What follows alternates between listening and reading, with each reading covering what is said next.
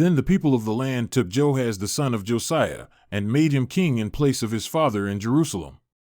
Joahaz was 23 years old when he became king, and he reigned 3 months in Jerusalem. Then the king of Egypt had him removed in Jerusalem and imposed on the land a fine of 100 talents of silver and 1 talent of gold. Then the king of Egypt made Eliakim his brother king over Judah and Jerusalem, and changed his name to Jehoiakim. But Necho took Joahaz his brother and brought him to Egypt. Jehoiakim was 25 years old when he became king, and he reigned 11 years in Jerusalem, and he did what was evil in the sight of Yahweh his God. Nebuchadnezzar king of Babylon came up against him and bound him with bronze chains to lead him off to Babylon. Nebuchadnezzar also brought some of the articles of the house of Yahweh to Babylon and put them in his temple at Babylon. Now the rest of the acts of Jehoiakim and the abominations which he did, and what was found against him, behold, they are written in the book of the kings of Israel and Judah. And Jehoiakim his son became king in his place. Jehoiakim was 8 years old when he became king, and he reigned 3 months and 10 days in Jerusalem, and he did what was evil in the sight of Yahweh.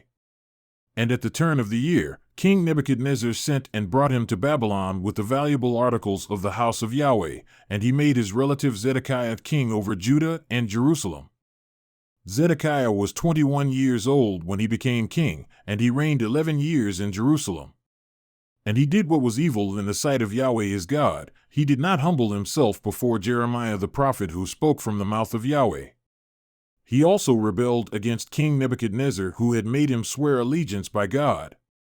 But he stiffened his neck and hardened his heart against turning to Yahweh, the God of Israel.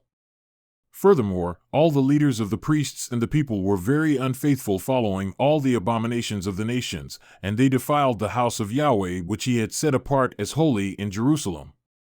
And Yahweh, the God of their fathers, sent word to them again and again by the hand of his messengers, because he had compassion on his people and on his habitation. But they continually mocked the messengers of God, despised his words, and scoffed at his prophets, until the wrath of Yahweh arose against his people, until there was no remedy.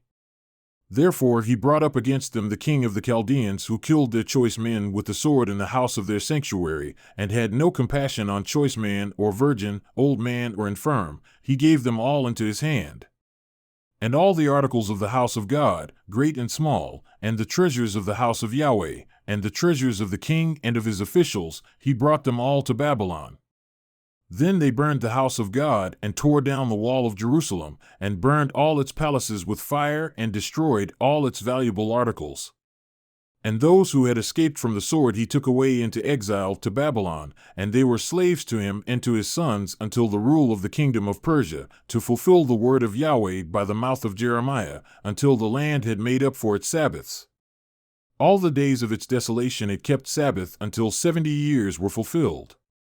Now in the first year of Cyrus king of Persia, in order to complete the word of Yahweh by the mouth of Jeremiah, Yahweh stirred up the spirit of Cyrus king of Persia, so that he had a proclamation passed throughout his kingdom, and also put it in writing, saying, "Thus says Cyrus king of Persia, Yahweh, the God of heaven, has given me all the kingdoms of the earth, and he has appointed me to build him a house in Jerusalem, which is in Judah. Whoever there is among you of all his people, may Yahweh his God be with him, and let him go up,